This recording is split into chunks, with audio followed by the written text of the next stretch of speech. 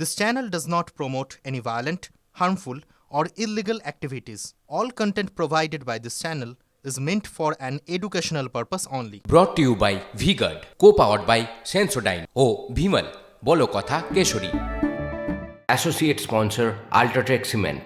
শুরুতে যে খবরের দিকে নজর রাখবো, অভিনেতা নেতা হলে গুরুত্ব পান আম জনতার কাছে, আবার মিডিয়ার কাছেও বাড়তি লাইমলাইট পেয়ে থাকেন তারা। আর তার সঙ্গে যদি জুড়ে যায় মশলাদার কন্ট্রোভার্সি, তাহলে তো কথাই নেই, দিনের হট টপিক হয়ে যান ওই তারকা। ঠিক যেমন হচ্ছে দেবকে ঘিরে। ঘাটালের তৃণমূল সাংসদ এবারের ভোটের স্টার প্রার্থী দেবের নামেই ভাইরাল অডিও। ঘাটালে ভোটের 9 দিন আগে কল রেকর্ডকে এক্স হ্যান্ডেলে পোস্ট করে বিস্ফোরক হিরণ। বিজেপি প্রার্থীর অভিযোগ চাকরি দুর্নীতিতে জড়িত দেব, যদিও অডিও সত্যতা যাচাই করেনি TV9 বাংলা। আর এই অডিও সামনে আসার পর কি প্রতিক্রিয়া দেবের, দেখুন। দেব লোকে দুর্নীতির মেয়ে।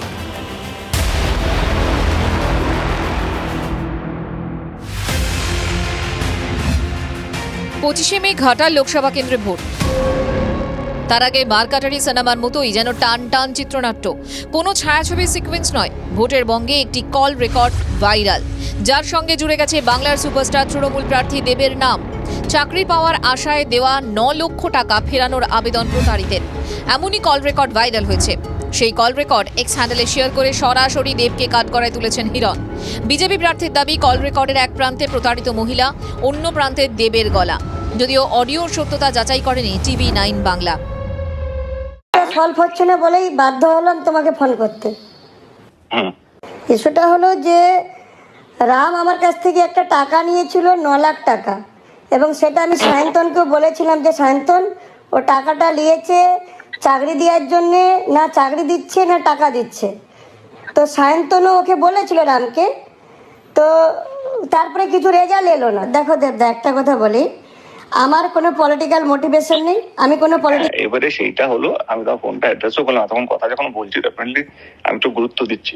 এবারে আমি আমার মতো করে কাজটা রামকে যদি জিজ্ঞেস করবো তখন সুযোগ পাবো, anything comes out will let you know, ঠিক আছে? হিরণের অভিযোগ, চাকরি দুর্নীতির বড়সড় চক্রের মাথায় রয়েছেন ঘাটালের বিদায়ী সাংসদ দেব। তার সহযোগী হিসেবে রয়েছেন তারই প্রতিনিধি রামপদ মান্না ও সায়ন্তন। পুরো র্যাকেটটা মানে ওনার কলকাতার পিএ সায়ন্তন, এখানকার পিএ রামপদ, এবং ওনার নির্দেশে যে পুরো র্যাকেটটা কাজ করছে, চাকরি বিক্রি করার যে র্যাকেট, গরিব মানুষের কাছ থেকে টাকা তুলে মিথ্যে আশ্বাস দিয়ে চাকরির নাম করে যে টাকাটা এত বছর ধরে তুলেছেন, সেইটা সাহস করে আমি 2.5 বছর আগে বলার পরে এখন একজন একজন করে মানুষ আসছেন, তারা অভিযোগ করছেন। কলের সত্যতা অস্বীকার করেছেন দেব। শুনুন তিনি কি বলছেন। আমার কাছে কোনো এরকম কেমন খবর নেই, আমার আর নয়।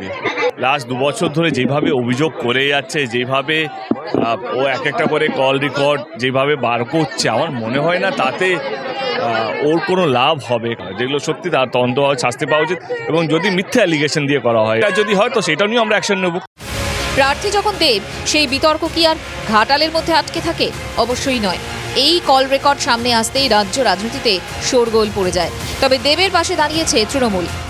ভারতীয় জনতা পার্টির যে প্রার্থী রয়েছেন, পরিষ্কার বোঝা যাচ্ছে তিনি হারছেন, এবং যাদের দেশের সমস্যা, ভারতীয় জনতা পার্টি কেন্দ্র সরকারের 10 বছরে কী কাজ করলো সেটা নিয়ে কিচ্ছু বলার যখন থাকে না, তখন তারা এই পথগুলো খোঁজে কোথাও, যেগুলো বলে কোনো অ্যালিগেশন, এই অভিযোগগুলো তারা নিজেরাই প্রমাণ করতে পারবে না। তৃণমূলের আমলে সমস্ত সরকারি চাকরি বিক্রি হচ্ছে, প্রত্যেকটা মানুষের তার অভিযোগ, এবং এই অভিযোগ প্রতিষ্ঠিত জনগণ। তো সেখানে দেব বিচ্ছিন্ন থাকবেন কেন? তৃণমূলেরই লোক, তৃণমূলেরই সাংসদ, হিরণের কাছে এসেছে, ও ভাইরাল করেছে। আলোচনার কেন্দ্রবিন্দুতে থাকা রামপদ মান্নাও পুরো বিষয়টি অস্বীকার করেছেন। অন্যদিকে তৎপর হিরণও।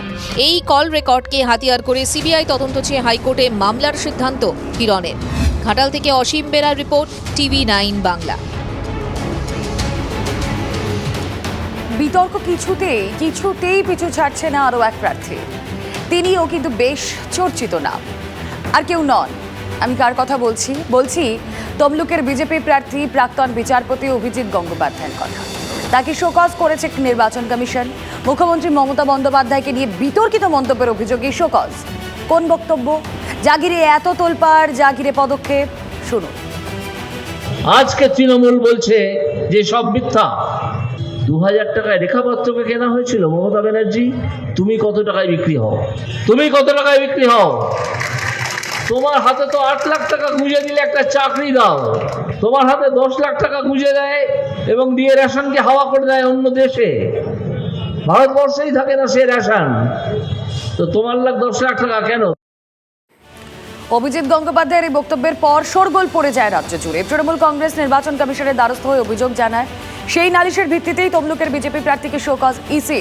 সোমবার বিকেল 5টার মধ্যে অভিজিতের জবাব তলব কমিশনের। তার বক্তব্যে কি সাফাই দিলেন বিজেপি প্রার্থী? পুরো এটা নিশ্চয়ই পুরো ভিডিওটা দেখায়নি। যে চাকরি বিক্রি হয়েছে তার কনটেক্সটে ওটাকে ফেলা হয়েছিল যে 2000 টাকার দাম, 2000 টাকা দাম দিচ্ছ সন্দেশখালীর ওই রেখাপাত্রকে, তুমি কি, তোমার দাম কত? তুমি কি 8-10 লাখ টাকায় বিক্রি হও, যেরকমভাবে ওখানে চাকরি বিক্রি করেছিলে? যে তোমার যে তুমি 8 লাখ টাকা দেওয়া হলো, তুমি একটা চাকরি বিক্রি করে দিলে, তোমার দাম তো তাই দাঁড়ালো। সেইটাই বলা হয়েছে। অন্যভাবে ব্যাখ্যা করলে ওনাদের হয়তো পলিটিক্যাল সুবিধে কিছু হয় আমার বিরুদ্ধে বলার জন্য। স্বাভাবিকভাবে এই বক্তব্য ঘিরে রাজনৈতিক তরজাও তুঙ্গে। কে কি বলছেন, পলিটিক্যাল রিঅ্যাকশন চর্চল। এটাকে বলে যৌনবাদী মন্তব্য, ভদ্রতার সমস্ত সীমাকে পেরিয়ে গেছে। প্রাক্তন বিচারপতির এই ভাষা হতে পারে, এটা বাংলার জন্য সত্যি আমরা যেটাকে বলি, এটা তিনি বঙ্গ সন্তান, এই পরিচয় তিনি দিচ্ছেন। বাংলার মানুষ আমরাই অপমানিত। তৃণমূল কংগ্রেস যেভাবে অভিজিৎ গঙ্গোপাধ্যায়কে আক্রমণ করে চলেছে, যে ধরনের শব্দে আক্রমণ করে চলেছে, যে ভাষা ব্যবহার করেছে, তিনি রক্ত মাংসের মানুষ প্রতিক্রিয়া দিয়েছেন। তবে তার বক্তব্য একটু ভুলভাবে উপস্থাপিত হচ্ছে। তিনি এটাই বোঝাতে চেয়েছেন যে রেখা পাত্রও যেরকম সম্মান আছে, রাজ্যের মুখ্যমন্ত্রীরও সেরকম সম্মান আছে, প্রত্যেক মহিলার একই সম্মান আছে, এটা তিনি বলতে চেয়েছেন। স্পিরিটটা নিতে হবে। ভোটবঙ্গে হিংসা থামার নাম নেই। শীতলকুচিতে ফের ঝরল রক্ত। তৃণমূল পঞ্চায়েত প্রধানকে লক্ষ্য করে গুলি দুষ্কৃতীদের। গুরুতর জখম অবস্থায় হাসপাতালে ভর্তি শীতলকুচি ব্লকের লালবাজার অঞ্চলের পঞ্চায়েত প্রধান অনিমেষ রায়। সাংগঠনিক বৈঠক সেরে বাড়ি ফেরার পথে হামলার অভিযোগ। অসুস্থ রেজ্জাক মোল্লার সঙ্গে দেখা করলেন জয়নগরের বিজেপি প্রার্থী। জয়ের জন্য আশীর্বাদ প্রার্থনা বিজেপি প্রার্থী অশোক কান্ডারির। বাম শাসনকালে দীর্ঘদিন রাজ্য মন্ত্রিসভার সদস্য ছিলেন রেজ্জাক মোল্লা। 2011 সালে রাজ্যে পালা বদলের পর যোগ দিয়েছিলেন তৃণমূলে, সেখানে মন্ত্রিত্ব পেয়েছিলেন। বেশ কয়েক বছর ধরে অবশ্য রাজনীতির ময়দান থেকে অনেক দূরেই তিনি। ভোটের মুখে ফুল বদলের পালা। বাঁকুড়া সোনামুখীতে তৃণমূল ছেড়ে বিজেপিতে যোগদান শতাধিক কর্মী সমর্থকের। সিমলা গ্রামে 30টি পরিবার থেকে মোট 120 জনের দল বদল। দলে নবাগতদের হাতে এদিন বিজেপির পতাকা তুলে দেন সোনামুখীর বিধায়ক দিবাকর ঘরামি। যদিও পাল্টা তৃণমূলের কটাক্ষ, যা হচ্ছে সবটাই নাটক। Brought to you by V-Guard, co powered by Sensodyne ও ভিমল, বলো কথা কেশরী। Associate sponsor UltraTech cement.